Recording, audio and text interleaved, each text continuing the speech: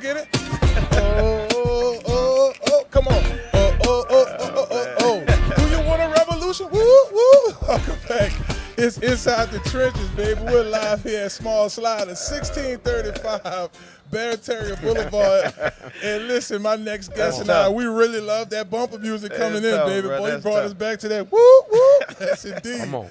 Well, look, my next guest really needs no introduction if you're from the New Orleans area, but I'm going to go ahead and do that. Senior pastor over at Rocks of Ages right there at 2515 Franklin Avenue in New Orleans. If you're looking for a nice, really nice, wholesome church-based church, definitely holler at my man, Pastor Jonathan Everett. You can follow him on Instagram at Past Everett. Check him out every morning, 6 a.m. Get your phone ready, man. He got a word for you. Thank you so much for coming on the show, baby. Hello, somebody. Thank you all so very much. Hey, why y'all switch that music when I came on, bro? Like, y'all was hitting that, they not like us and all that. I thought y'all going to give me some Bone Thugs and Harmony or something. Why you think I wore the Dickie outfit? I wore it for a reason.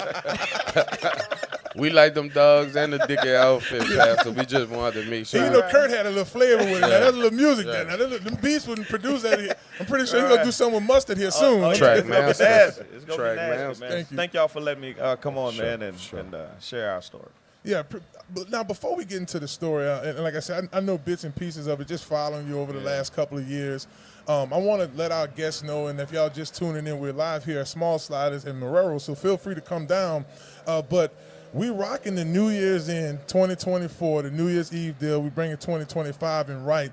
There's a prison reform conference at the church. Talk to our viewers about that. Man, you know, New Year's Eve this year, I don't think people really understand the essence of New Year's Eve from the church perspective. Okay. I think, to be honest with you, we want to like get into a deep conversation. We have over-spiritualized it. That a lot of African Americans are part of our ethnicity. We don't understand the real meaning of it, right? So this year, I wanted to bring like the meaning back to say New Year's Eve is an expression of liberation for the Emancipation Proclamation. Right. It's when we were liberated. The auction blocks were closed on New Year's Eve night, right? So that's where the Black Eyed Peas come and the Greens come. They ate it for good luck. So the family came around the table. They ate it because the next morning they didn't know if their father was going to be there or their mother was going to be there, because they'll take the fathers first because they're strong. They'll take the women because they can reproduce. So New Year's Eve really was black people coming together saying, let's see if we can eat together, have fun together, because tomorrow we might not be together. So that's what the celebration is all about. And so this year we try our best to touch not just recidivism from a conversational perspective, but like really tap at socioeconomics, mental health. How do we expunge? You know, how we get expungement for people who have such long history in the judicial system. How do we get people, basketball games, celebrity basketball game? Man, we got the DA, Jason Williams, and John Fuller. Listen to that. John Fuller on one side, the DA on the other side. Check that out. Right. And they coach it, and they put me on one of their teams. I don't know what team I'm on. I'm not sure if I'm on Fuller's side or the DA side. You know what I'm saying? So, you know, they playing Leonard Fournette. Like, bunch of people, man. Senator Rush Duplessis, Mac Terrence. I mean, a bunch of Marlin Nick from World and Vision. And then we have a prison reform conversation panel with the sheriff, with the DA, with Troy, First 72. You got all these different people. Lawyers going to be there. They got breakout sessions. How we reconnect these individuals back to their families, get them reacclimated back into the system. And so that's what the prison reform, the celebrity basketball game is all about. And, man, if I tell you about the rest, man, I'll be here all night, man. No, I do want to dive into that. I know CL had a question, but I really do want to dive into that. Okay, so now you got me going back to my LSU days, studying history. Yeah. So here in New Orleans, if I'm not mistaken, the 7th Ward, or at least around that area, there was a slave trade block there. Yeah. And now that we look at the way that we're approaching prison reform as a country, back then that was the prison reform was just you just enslaved, right? And then of course we know after that, when the slaves were freed, and that's when a lot of these laws and a lot of them were against black and browns. But as you just mentioned, you brought something that I must have skipped a chapter on in college. I didn't realize New Year's Eve the auctions were closed. And that's when families, I mean, back then they knit together, they prayed, they made sure that Lord let us be together the next day. Man, listen, I grew up in a Fisher Project. Every night, every New Year's Eve, my mama made us get on our knees Now, our prayers wasn't long. Right. Now, we started at 11:59. We probably done at 12:01. Right. But all of us had to get on our knees. Yeah, you're supposed to pray bring together as a family. bringing in the new year on your knees. Exactly, right. exactly. That was right. that come from, for family to be together, because the next morning, Yeah, I knew that. we didn't know we was going into the new year with the same family we exited the old year with, man. So I wanted to bring that back and say, hey, man, we missing this. You know what I mean? Like, I'm a pastor. I've been pastoring for 11 years. I've been preaching for over 25 years. I've seen success. I traveled the globe. I've been to all these different continents and all that kind of stuff. And I'm looking saying, man, we missing out on some, like, great family moments. We don't even have to create them. It's there for us. Right. We just got to get back to the fundamentals of family. You know what I mean? I remember knocking on the door, borrowing sugar from somebody. Oh, for sure. Straight up. And I didn't know you were born on the West Bank, so you went to Landry or Walker? Man, I think I'm a... Come on. I think I'm an anomaly. Probably. Come on. I want to hear this story. I'm waiting. I'm waiting. So, born on Eagle, born in, born in Eagle, grew up a little bit in the Callio, grew up in the Fisher Project. I asked my mother who she was running from. She had to be running from somebody. You come away from Eagle to the Fisher, went to Mara Henderson, went to Lil Walker. They had Lil Walker, right? Yeah, Lil Walker. Come on. My mother said, you ain't going to graduate in Orleans Parish, because all my partners, Milton, Bo Lester, all of us used to hang together. That's right, that crew. Craig Davis, Keenan, all us, Darryl, all us. Busting all that. Wow, Darryl's name been mentioned 2 times in a row. 2 weeks in a row. Listen, we wasn't gonna make it. Right. I wasn't gonna make it. So she said, you gotta go to Jefferson Parish. So then she shipped me over to Liverdez. Went to West Jeff for 1 day. They suspended me. Oh. That's where I graduated from. Like, damn, right, y'all ain't even did nothing yet. Right. I ain't do it yet. But then she said, nah, you got to go to Eric. So I graduated from Eric 2003. Wow. All right, cool. So that whole crew, all right, well, we were all in high school at the same time. It makes a lot of sense that Dwayne Bannister and all those guys. That was a crew. John, John that just won the state championship. That's crazy. Well, Pastor, that's not an anomaly. That's local 504 right there. I started out in the lower ninth ward. Ended up going to Livingston, getting expelled from Livingston, the first dude to get put on home study. Then I get kicked out, and then I end up at Call. But ended up graduating, got kicked out of Call, ended up graduating from Walker. So it's a part of the process. It's levels to it. It made us. But you know what's crazy, Pastor, and I'm so glad you talked about your base of, being from New Orleans and touching both sides of the river. How do we touch these children on both sides of the river and both sides of the reality and what they're facing, online and whatever? How do we touch these kids? Man, the truth is we got to stop talking at them and start talking with them and having like real conversations. It's like really sitting down saying, hey, look, what's really bothering you, right? So, I teach our church all the time not to filter their feelings. Don't tell me you don't feel that. I know you feel that. You're a grown man. You're a grown woman. I'm a man. You know what I'm saying? Like, let's dig into this. Like, what's going through your mind right now? Like, why are you thinking that? What's the root of that, right? Because we can deal with symptoms, but if we never, deal with the source, we back at the same symptoms over and over and over. So a lot of these kids looking for attention. A lot of these kids are looking for somebody to grab hold to. I was one of those kids. I didn't meet my father till I was 14 years of age, right? Wow. But going through the project, going through the breezeways, saying certain things, you get into all of that. There is no excuse. I'm the only male in my family that didn't spend time in jail. So this is not these are not new circumstances. They are same circumstances. It's just somebody pulled me to the side and said, big brother, look, what you want your life to be? Why you got that anger on the inside of you? I went to Baton Rouge to a father and son breakfast, and the preacher said something that, man, it killed me, man, because I was walking around mad. If we shot marbles, I'm robbing you out your marbles. I want the boulder, the spider. Give me all that. We ain't even shooting dice. I want that. And then if we go to the corner store, I want the food stamps, the brown buck, all that. The old man told me, he said, man, you walking around angry that you never met your father. He said, but your father only can give you what he had.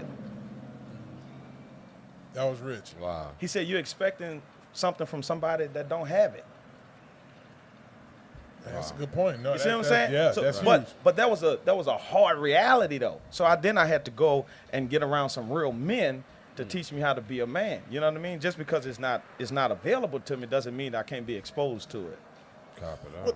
I want to talk to you about that because I can tell you come up in the right environment, a loving environment. Yeah. Your family influence growing up, because I mean you basically, we all the same age. My good friend Aisha over there, she graduated with y'all 03 from West Jeff. I graduated 04. CL got a few moons on us. You know, that was before the 99 to 2000. You know what I'm saying? We're going to keep that to church business. I barely made my graduation, but I got up out of there. Yeah. Thank you, Lord. Hey, I went to a rehearsal to see if I was graduating. He had to see it to believe it. That's right. Hey, I ain't go to rehearsal because I knew I was like that. Right. I went to see if they were going to call my name. Right. But go ahead, man. I'm sorry, man. Just, I can just tell, man. I can tell y'all grew up ribbing and clowning and all that. Right. What was family like for you coming up? Man, it was busy, man. We didn't wear our emotions on our shoulders. Mm-hmm. You know, like today you say, boy, you look, woo-da-woo, da-da-da-da. Man, we ain't about to kill each other because I said your shoes dirty. Right. You know what I mean? Like, if I say such and such, I ain't trying to get on your top like that. Like, a lot of people, like, they just wear their emotions. I believe, honestly, man, we're living in the most sensitive in society. Sure. Oh, for sure. I'm talking about need more time overly sensitive. Overly. Yeah. You know what I mean? Overly. Like, and it's probably because it is overly informed or misinformed, right? Because I believe people are not as mean as they are ignorant. You feel what I'm saying? Yes, indeed. So wherever ignorance are, darkness is. People just oversensitive. Everything they take offense to. Listen, I have a philosophy I live by, I've been living by it all my life. If you do not know me personally, I don't take nothing you say personal. Right, because you don't know me. You don't know me. Why am I sitting here arguing with somebody who don't know me? Right. So you judging based on a snapshot, man, not even my story. No, I want y'all to hear that, especially the young audience. You heard what he just said. I don't know him personally, so how could I say anything to rupture his heart or make him feel a certain way if we never met? And I think to circle back to your question earlier about getting to the youth, and we can really just implant that into their minds. Right. Because think about it. And if you look at other cultures, and we won't get too deep into it, they don't have these issues because of that. Yeah. Right? Yeah. Like if you look at it, I know a couple of my buddies from college, I'm going to beat you up, dude. They're talking to their buddies, their cousin. Now, they bloody after the fight, but it's all love the next day to parents because they actually really mad at each other. They know each other. But that's the furthest it'll go. And I really wish our culture, our environment will really I was sitting in JJIC talking to the kids. Councilman Freddie King was like, Pastor, I need you to come. So I go over there, man. I listen to each and every one of those kids, and every last one of them said about the mentor. They talked about they didn't have the parents. They talked about the circumstances wasn't right. And I paused. I said, man, let me tell each and every one of y'all something. There's two things I want y'all to hear before I leave this center. Number one, I have to wake up every morning and look for another mentor in the area of my life that I'm suffering in. Right. Because one mentor can't mentor you in every area. Hello. Right. Need multiple. You need multiple people. So you telling me you didn't find one? No, I'm a 39-year-old man still looking for another. Because every time I reach another level, I'm at the floor of that level. Exactly. I know you called me because like legit. Okay, so full circle here. I want to give flowers where it's due. Coach Sean is here. Yeah. Coach Sean. Ever since we were young men in our mid-20s, me and my good friend Chandler, all us around the same age, we 04, he was giving us life lessons on how to move forward, not just in business, but in relationships as well. Yeah. Now, my dad gave me a lot, right? But it's almost like classic Rich Dad, Poor Dad. You'll get something from that male figure. So I want to give my boys flowers, man. I remember them conversations sitting at Cafe Hope. Man, do that. A lot of that stuff is still implemented now. That's a good point. No, that's real talk, man. That's the first thing I told them. And then the second thing I told them is every day I wake up, I have to do something I don't want to do. Oh, for sure. No, that's real talk. Hello. That's every day I wake up, I got to do something I really don't want to do. And that's the only way that you get where you want to be. There's no person on this earth that they did everything they wanted to do and became successful. Oh, wow. I failed way more than I succeeded. Wow. You know what I mean? And actually it's one of my philosophies that I live by, that you don't learn from wins, you learn from failures. Oh, facts. And what I notice about the youth is they're almost scared to fail. Yeah. So that means you're missing out on the lesson. Yeah. you know, you're missing out on the character builder. Yeah. You know, you're missing out on how to conduct yourself when you're in an arena of thousands or maybe hundreds or even in the presence of a church. Yeah. So with that being said, Pastor, you on both sides, I'm on both sides. Yeah. You're on Franklin. Tell them exactly where the church is. Because you hear Franklin, West Bank people think West Bank Franklin. East Bank people think East Gretna. Boy, like I ain't listening to Chris, I ain't listening to CL and them, Pastor them. I don't know where to show up at. Tell them where the church at, Pastor. It's where the old Franklin used to be. Okay. Right? 25, Big boy. 15. Yeah, right we off just Elysian acquired Fields. it. Yeah, we just acquired that building, 70,000 square foot. Woo. Gymnasium. Hold on, bro. We're going to give one of them drink champs clap for that one. Yeah, man. So we've been in there since September. And we're just saying, like, I mean, it's crazy, man. Correct. So, you know, this year alone, and I'm going to circle back to what we're doing for New Year's Eve. This year we did resurrection service at Ted Gomlin for the first time in history. I remember that, yeah. Here's what Ted Gomlin Stadium. Ted Gomlin Stadium. And so we had close to 10,000 people out there. But this is what people didn't know, and I had to circle back and put another marketing spin on it. They didn't know that Ted Gomlin sit on a land that used to be a plantation. Wow. Man, that's two you didn't drop today. And I knew we had a couple of them around the city, but I didn't know that. No, that was a plantation, right? All the time we didn't train over there. Yeah, and when they sold that land, they gave them 20 slaves and gave them 8 slaves extra, right? As an appreciation token. So you see 10,000 of us out there on what used to be a plantation. So I did that. Everything that I do, I try to be calculated and say, nah, we're not going there. We didn't go there just to have a stadium. We could have came to Berman. Right. You know what I mean? Like we could have we could have, Anywhere. I mean, yeah, we could have went right. everywhere. Right. But I wanted to make sure that we broke that mold for 2 reasons. Number one, for the church scene to say, why are we not out there like that? I travel the globe, man. I see them doing it in California, D.C., Detroit. And I'm like, wait 1 second. New Orleans can't just be known for parties, man. We got Christians down here, too. So why we can't come out there? And when we went out there, I put big old LED walls, the big old truck they use for Jazz Fest, because I want them to know the church ain't broke either. Yeah. Right. You feel what I'm saying? Right. So when you came out there, you're like, yeah, that cost right there, that microphone cost right there. Like you could have took that calculator out and did your thing, right? So you put 10,000 in Ted Gomlin. Tomorrow we putting 5,000 into Xavier Convocation Center at night. Where we have 100 couples renewing their vows. We're giving away 1,000 pair. We're giving away 1,000 pair of fresh Nike tennis shoes, right? And then we're giving out over 100,000 pounds of fresh fruit, produce, and dry foods. Why I do this type of stuff? I do it because of family. I do it because I remember in the project that they used to do it for us. So when people say, hey, Pastor, what's your secret? I don't have no secret, man. This ain't no secret. Hey, what's your creativity? There ain't no creativity. I approach ministry based on the needs of people. If there's a need, my job is to address it, right? So that's why the Reform Conference, that's why the food and the tennis shoes and the couples renewing and all that type of stuff, because there's needs. Okay, I want to take one more step back. We got to go back to Ted Gomlin, right? Now, this is a sports show inside the trenches. Think of the reparations of that, right? Think of the Leonard Fournettes and, the soon-to-be Shane Paytons and Cornell Harris's that, about to get a couple of NIL dollars.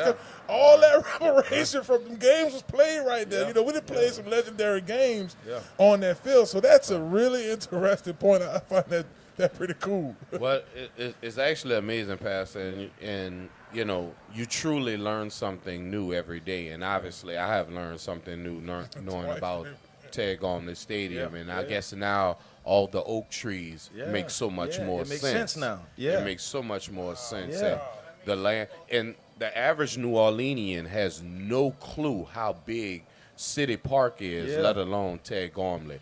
There's a Bass Pro fishing tournament. 600 fishermen come in to catch fish in Ted Gomlin Stadium. So just knowing that just people from all over the world come to somewhere that dealt with so much devastation. Because if you think about Katrina and how Reggie Bush put his money towards bringing Ted Gomlin back. So inside of New Orleans, there's always so much more history than we've ever known. And you need, once again, leadership, mentorship to be able to tell you these things that you would have never even thought of, let alone known. Man, I'm going to tell you this. Both Ted Gomlin, Xavier Convocation Center. I'm going to tell you how all this came about. Ted Garmin, I used to go run it during the pandemic. Right. Because they were telling you keep your Me too. respiratory system Me right. too. I go hit them stairs, all the way around. Almost died a couple of times. Me too. Me too. Got a weak at the knees with my heart.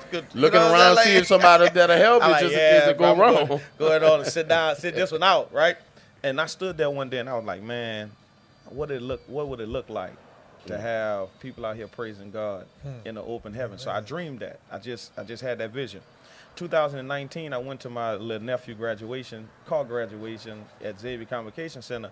I really think I missed Slim walking across the stage because I wasn't really there, right? I'm sitting up top, and I was thinking to myself, I said, man, what this place would look like with a whole bunch of people. On the flip side, how can we create a safe space for these kids that they're not dodging bullets on New Year's Eve, right? But they can come and be wholesome and have a lot of fun. So tomorrow is a fulfillment of another dream. So I tell everybody who come around, man, I just dream it. And then you can't tell me no. I live by one more philosophy. If God says yes, no is the wrong answer. And I don't care who I get it from. You got to kill me. You can't tell me no. If a yes right there, man, you're going to have to kill me to tell me no, right? Because I believe it's going to come to pass. If I dream it, if I see it, I don't care what nobody say. And there's so many people say a whole bunch of stuff. They try to stop us from resurrection. Now, the crazy part about that is we come Sunday, right? The Crescent City Classic was Saturday.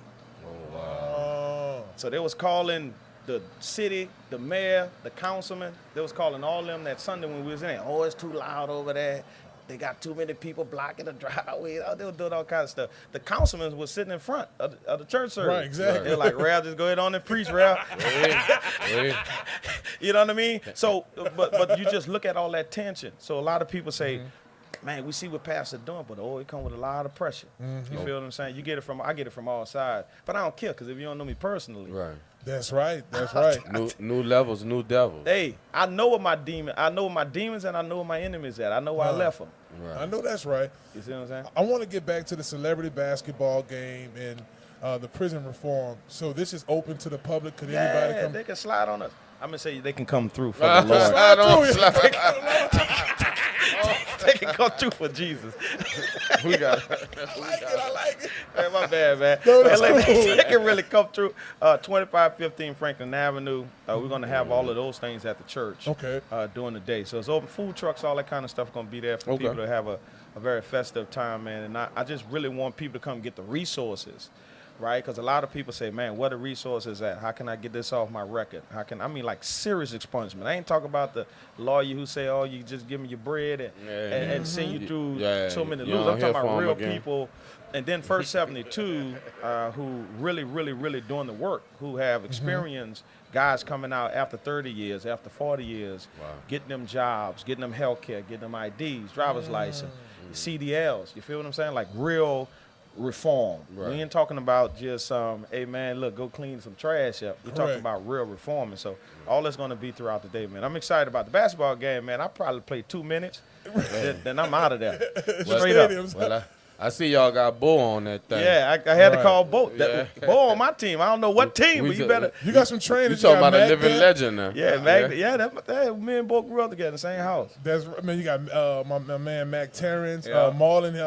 Marlin, I trained him with Concord Sports, and he was a wide receiver in college. So you got some athletes. Yeah, you got some ballers in there. I had to beat Michael Oldham. You know, Paul. Mixing in. I don't know what Bonehead gonna do. He might be out of shape. Now Leonard is in shape. Leonard is going. Y'all going to probably. Leonard in shape. I'm gonna tell you right now, it's gonna probably have to be these two that graduated together, Marlin and Leonard. Marlin can keep up with them, man. You go ahead and put. I'm looking at the name, the roster. You know, this kind of like when we did the master. You ain't back up. You ain't coming off the bench. You know what? I would have, but LSU got the game, so I got to come on, man. I was going to invite myself to this game. Come on, you know how we do it, Coach. He was on a No Limit All-Star. This what this remind me of. That's what I'm saying. And look, they made me stick. I had to switch the zone. They had me sticking Michael Thomas man to man. Then I had to go Elvin Kamara, and that was the young cats. That's tough. I was in my 30s already. I don't know about that. So talk to me about halftime. $25,000 scholarship deal. Yeah, to the kids, man. We pick kids who have both parents are incarcerated. Okay. And we try our best to. We did several social services and different partnerships to make sure these kids have some bleak of hope for college. That money going to college. That money ain't going to their bank account for them to go splurge. That money going to provide for them later on in life and make sure they have a college degree guaranteed. Yeah, man. Nice. That's what it's all about, man. This look, man, you know, as much as the church get a lot of backlash, you know, I tell our church all the time, look, man, I raise an offering different at our church. I don't got 20 minutes to beg you to give. Say, bro, you came here with what you know you going to give already. That's right. No, we grown. If I got to tell you what 10% is, we got a bigger problem. Right. You feel what I'm saying? Like, hey, you know what you going to give? I know what I'm going to give, so let's just go on and give. But I'm a big advocate for church to make sure that the people see their money. That's right. You feel what I'm saying? And we ain't talking about wasteful, and people talk. I don't get into all that either. I get into the principle of saying I don't know what they doing, but I know what I'm doing, right? And that is we're trying to affect change amongst our people and affect change in our community. Well, before we let you go, I want to talk about your book, Driven by Design. Talk to our listeners about that. Oh, man. You know about that. We got to plug the book in there. I got to check. I didn't read it yet, but 2025, I want to do a book. That's something Coach Sean told me to do a long time ago. I want to do a book a month. And I guess you had to bust me off. Man, I'm going to have to send it to you, man. Bestseller, huh? Yeah. Bestseller? So we did a book called Driven by Design because there's a thought that something is driving you, right? It's not necessarily what you running towards as much as what you're running from. Trauma, problems, pains, understanding like different things that you can reciprocate in your life if you're not careful, calculated. How to, and this is big for everybody who really out there in the public eye. One of the major things I had to learn, and that's pretty much the nucleus of the book, is how to manage people and pain in public. Say that again. Like manage people and pain while you're in the public eye. That's what we die at. We die on the sword because we're trying to please both public and private life, and we don't know how to manage the two. And to be able to do that without having hard course corrections, like turns, like, hey man, I seen him up there, but boom, he on that dope or something. You know what I mean? Like those hard turns is because we don't know how to compartmentalize people. If you put Drew Brees as a wide receiver, he ain't gonna be that good. He's not gonna flourish because he's not in the right position. Right. He's on the right team, but not in the right position. So everybody in my life don't need to get cut off. I just got to put them in the right place. That makes sense. You feel what I'm saying? That's huge. Like if every time I see you got a new group of friends, that's a problem. That's something that's going on. Something going on there. Yeah, that's a problem. Well, y'all give Pastor Everett a round of applause for coming on the show, man. Thank you so much. Man. Got to get you back on for the new year for sure. No. Senior pastor at Rocks of Ages. Y'all make sure y'all check them out. 2515 Franklin Avenue in New Orleans, baby. Right off Elysian Fields. And look, you go on your look. Follow him at Pastor Everett every morning. He gives you his word. Get you started. Be half asleep, but I got That's you. right. You should. They can pledge replay. They can pledge replay. Let's go. Y'all ready? It's Inside the Trenches. We live there at Small Sliders. Don't go nowhere. We'll be joined by the defensive lineman, baby, Shane Payton, and my main man, Big Cheese, Cornell Harris. Gonna talk a little football. It's Inside the Trenches, baby. Hello.